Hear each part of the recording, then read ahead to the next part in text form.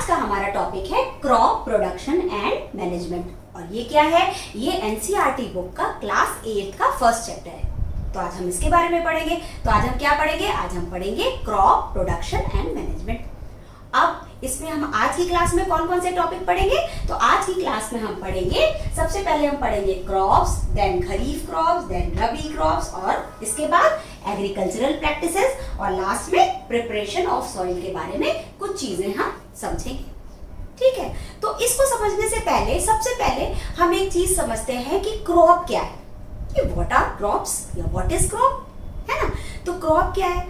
तो आपको सबको तो ये पता है कि आप अपने घर में जो भी खाना खाते हो, जैसे राइस, रोटी, वेजिटेबल्स, फ्रूट्स, तो ये सब कहाँ से आते हैं? तो आप कहोगे ये तो बहुत सिंपल क्वेश्चन है, ये सारी चीजें मार्केट से आती है। और मार्केट में कहाँ से आती है? मार्केट में फार्म से आती है, खेतों से आती है ना, वहीं से तो आती है, तो सबको पता है। लेकिन ये जो इतनी ज्यादा पॉपुलेशन है, इतने सारे लोग हैं, इन सबको ये सारी चीजें चाहिए, खाने की चीजें चाहिए। तो इसका मतलब हमें जो प्लांट्स को ग्रो करना पड़ता है, वो क्या करना पड़ता है? वो बहुत बड़े स्केल पे ग्रो करना पड़ता है, तभी तो हमको सबको ये चीजें मिल पाएंगी। और इसके अलावा क्रॉप्स को बड़े स्केल पे ग्रो करना है, फिर उसका मैनेजमेंट करना है। मैनेजमेंट करने का मतलब कि उसको प्रॉपर तरीके से स्टोर करना है, प्रॉपर सीड का सिलेक्शन करना है, प्रॉपर उसमें फर्टिलाइजर्स डालना है। तो ये बहुत सारी चीजें हैं जो कि एक फार्मर को करनी पड़ती है। तो इसे हम क्या कहेंगे? इसे हम कहेंगे मैनेजमेंट, क्रॉप का प्रोडक्शन और मैनेजमेंट। तो ये चीज तो आपको समझ में आ गई। अब एक चीज और है, तो मान लो जैसे आपने सबने कभी भी प्लांट तो अपने घर पे ग्रो किया ही होगा, किसी पॉट में या कभी गार्डन में या रोड के साइड में। हर बच्चे ने कभी ना कभी तो प्लांट को लगाया ही होगा, लगाया है ना। अब ये आप बताओ कि क्या इस प्लांट को हम क्रॉप कह सकते हैं जो हम ग्रो करते हैं? इसे हम क्रॉप नहीं कह सकते। क्यों नहीं कह सकते हैं? क्योंकि क्रॉप क्या होता है, जब हम एक बहुत बड़े एरिया पे, है ना, बहुत बड़े एरिया में जब हम सेम काइंड के, सेम वेराइटीज के प्लांट को लगाते हैं तो उसे हम क्या कहते हैं? हम कहते हैं क्रॉप। ठीक, अब जैसे मान लो वीट की क्रॉप या राइस की क्रॉप। तो वीट की क्रॉप का क्या मतलब हुआ कि एक बहुत बड़े एरिया में हमने सिर्फ वीट के प्लांट लगाए, तो वहां पर क्या है? सारे वीट के प्लांट है। तो उसको, उस जगह को हम क्या कहेंगे? उस जगह को हम कहेंगे कि वीट की क्रॉप है। मतलब उस क्रॉप को हम क्या कहेंगे? तो उस क्रॉप को हम कहेंगे कि वीट की क्रॉप है। इसी तरह राइस की क्रॉप हो गई। ठीक, तो क्रॉप को हिंदी में क्या कहते हैं? क्रॉप को हिंदी में फसल कहते हैं, ये तो सुना होगा आपने। तो हम कहते हैं ना कि गेहूं की फसल या धान की फसल। तो इसका मतलब क्या है कि उतने बड़े एरिया में सिर्फ गेहूं के प्लांट यानी कि वीट के प्लांट लगे हैं या राइस के प्लांट लगे हैं। ठीक, तो ये तो हो गया क्रॉप, समझ में आ गया। और इसी तरह से मान लो आप कभी रोड के साइड में जा रहे हो, तो आपने प्लांट्स देखे या ट्रीज देखे, तो आप उसे क्रॉप कह सकते हो? आप उसे क्रॉप नहीं कह सकते हो। तो आपको समझ में आ गया ना कि हम क्रॉप उसे क्यों नहीं कह सकते? क्योंकि क्रॉप का मतलब क्या है कि क्रॉप जो है वो एक बहुत बड़े एरिया में सेम वैरायटी के प्लांट को लगाया जाना है ना। क्रॉप क्या है कि एक बड़े एरिया में सेम वैरायटी के प्लांट को हम लगाते हैं, उसे हम क्रॉप कहते हैं। तो अब तो मुझे लगता है क्रॉप के बारे में आपको बहुत अच्छे से समझ में आ गया। ठीक, अब नेक्स्ट क्या है? नेक्स्ट जैसे आप बोर्ड पे देख रहे हो, फर्स्ट क्या है? Food crops, then plantation crops, इसके बाद कैश क्रॉप। अब ये क्या है? अब सबसे पहले हम फूड क्रॉप्स के बारे में समझेंगे। तो फूड क्रॉप्स वो क्रॉप्स होती हैं जिनका यूज सिर्फ फूड के पर्पस के लिए किया जाता है ना। तो फूड क्रॉप्स को कब उगाया जाता है, कब ग्रो किया जाता है? कि जब उसका यूज जो है सिर्फ फूड के लिए, सिर्फ खाने के लिए हो रहा है, ह्यूमन बीइंग के या एनिमल्स के। तो उसे हम क्या कहेंगे? उसे हम कहेंगे फूड क्रॉप्स। ये तो बहुत सिंपल है। अब जैसे फूड क्रॉप्स क्या है? जैसे वीट है, राइस है, ये सारी चीजें क्या है? ये फूड क्रॉप्स है। ठीक, नेक्स्ट किस पे आगे? नेक्स्ट है प्लांटेशन क्रॉप्स। तो प्लांटेशन क्रॉप्स क्या है? तो प्लांटेशन क्रॉप्स वो क्रॉप्स होती हैं कि जब हम बहुत बड़े एरिया में, बहुत बड़े ह्यूज एरिया में हम क्रॉप्स को ग्रो करते हैं। और वो किस पर्पस के लिए? वो इस पर्पस के लिए कि हम इसको दूर दूर पे, बहुत दूर के मार्केट में सेल करें और इनसे हम प्रॉफिट लें। जैसे रबर की क्रॉप या टी की क्रॉप या कॉफी की क्रॉप। तो ये वाली क्रॉप क्या है? ये क्रॉप्स क्या होती है? इनको बहुत एक्सटेंसिव एरिया में इनको ग्रो किया जाता है और इसके बाद इन्हें सेल किया जाता है। इन्हें अपने पर्पस के लिए भी हम यूज कर सकते हैं और इन्हें सेल भी कर सकते हैं। तो ये क्या हो गई? ये हो गई प्लांटेशन क्रॉप्स। अब नेक्स्ट टाइप की क्रॉप कौन सी है? नेक्स्ट टाइप की क्रॉप है कैश क्रॉप्स। तो कैश क्रॉप्स क्या है? तो जैसे हमने फूड क्रॉप्स के बारे में समझा, प्लांटेशन क्रॉप्स के बारे में समझा, वैसे ही क्या है, कैश क्रॉप्स हैं। कैश क्रॉप्स में क्या होता है, कैश क्रॉप्स में क्रॉप्स जो है वो बहुत लार्ज स्केल पे तो ग्रो की जाती है। क्रॉप्स का तो मतलब ही है कि बहुत लार्ज स्केल पे प्लांट्स को ग्रो किया जाए सेम काइंड के। तो कैश क्रॉप का क्या मतलब है, कैश क्रॉप का मतलब ये है कि इसको जब फार्मर्स ग्रो करते हैं इस टाइप की क्रॉप्स को, तो वो टोटल उसको किस लिए ग्रो करते हैं, सिर्फ प्रॉफिट मेकिंग के लिए।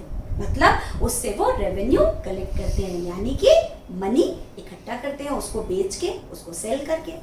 तो कैश क्रॉप पूरी तरीके से किस लिए यूज होती है, पूरी तरीके से फार्मर इसको प्रॉफिट के लिए यूज करते हैं, इसको खुद कंज्यूम नहीं करते। ठीक, तो ये हो गई कैश क्रॉप। तो ये कुछ टाइप की क्रॉप के बारे में मैंने आपको बताया। अब नेक्स्ट क्या है, नेक्स्ट है खरीफ क्रॉप्स एंड रबी क्रॉप्स। अब ये क्या है, तो आपको तो जैसे पता है कि जो इंडिया हमारी कंट्री है वो बहुत बड़ी है, बहुत बड़ी कंट्री है ना।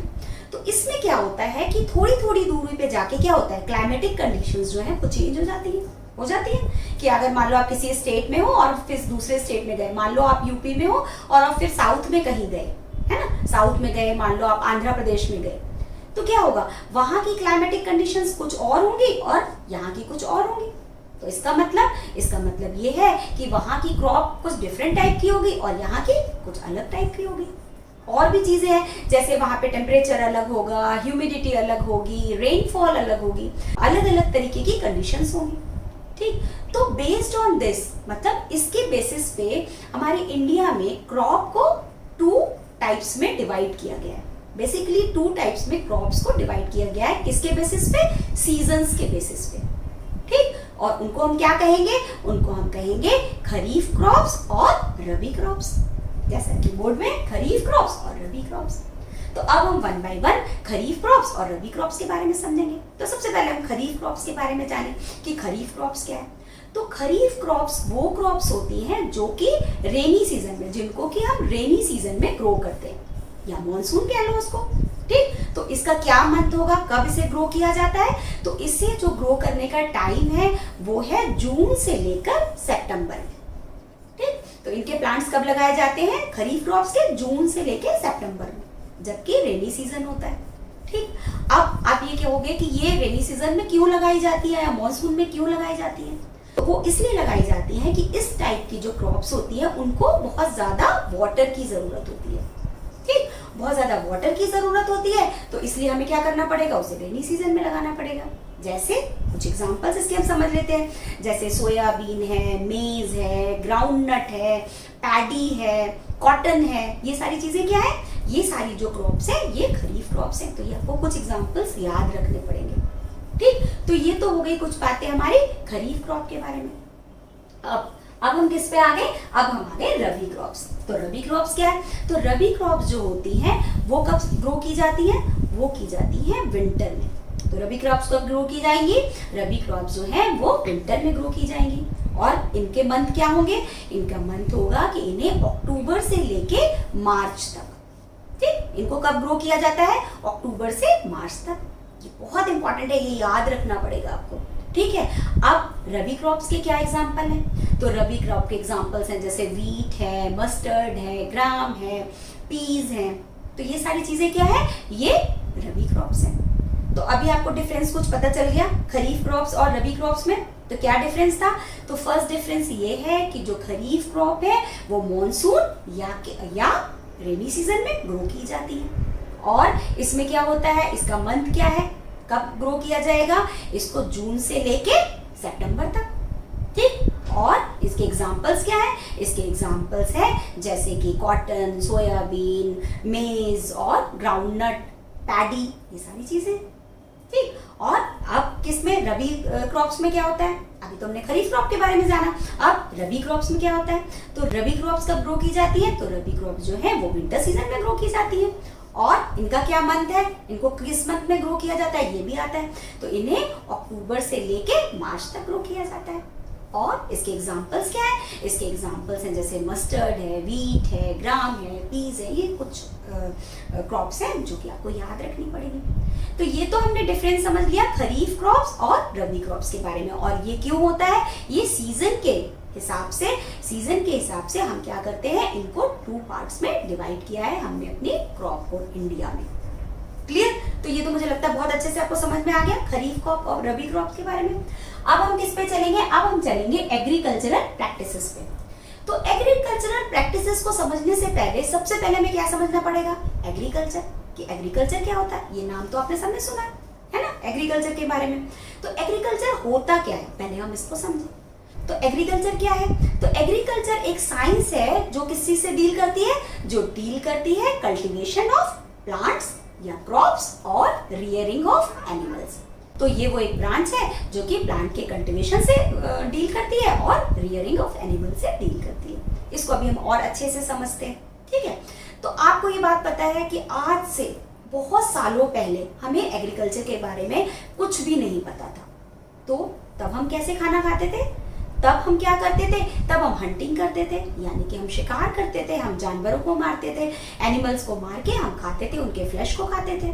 और क्या करते थे, हम फ्रूट्स खाते थे जो भी ट्रीज पे मिल जाए। तो उसके लिए हमें क्या करना पड़ता था, हम एक जगह से दूसरी जगह पे घूमते थे। ह्यूमन बींग्स क्या करते थे, अपने फूड के लिए उन्हें किस पे डिपेंड करना पड़ता था, एनिमल्स पे और फ्रूट्स वगैरह पे। फिर धीरे धीरे क्या हुआ, धीरे धीरे हमें एग्रीकल्चर के बारे में पता चला, हमें खेती के बारे में पता चला। फिर तो आज से 12,000 ईयर्स पहले, अप्रोक्सीमेटली 12,000 ईयर्स पहले हमें एग्रीकल्चर के बारे में पता चला, ठीक है। तब हमने क्या किया, तब हमने क्रॉप्स को ग्रो करना सीखा।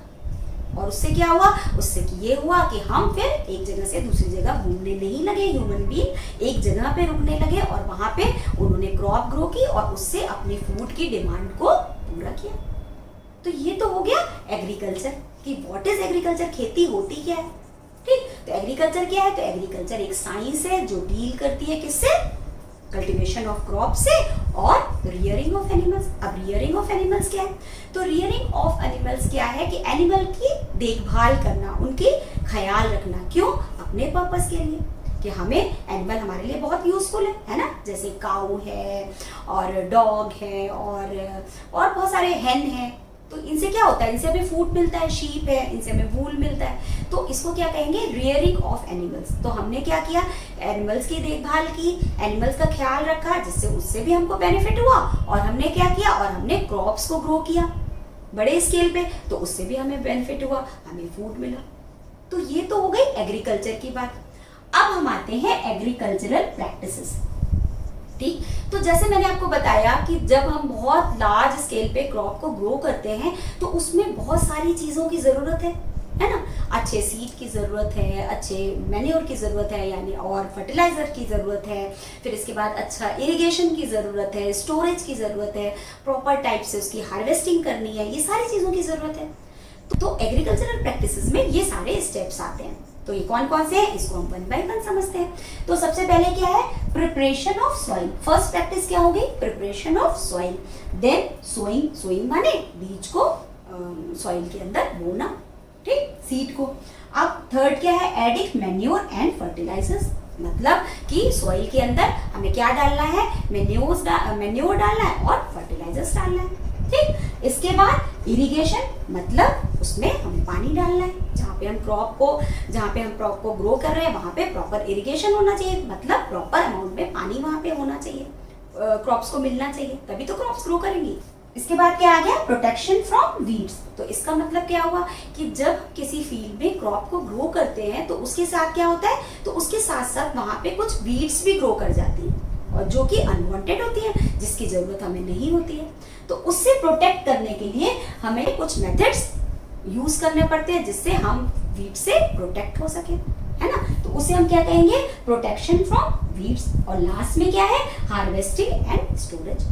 हार्वेस्टिंग एंड स्टोरेज का मतलब क्या हुआ कि जब हमारी जो क्रॉप है वो बहुत अच्छे से ग्रो कर जाती है तो उसको हमें काटना भी होता है, तभी तो हम यूज कर सकेंगे। तो उसे हम क्या कहेंगे, उसे हम कहेंगे हार्वेस्टिंग। और इसके बाद उसका स्टोरेज, उसको प्रॉपर तरीके से कैसे स्टोर किया जाए जिससे उसमें कोई नुकसान ना हो क्रॉप में।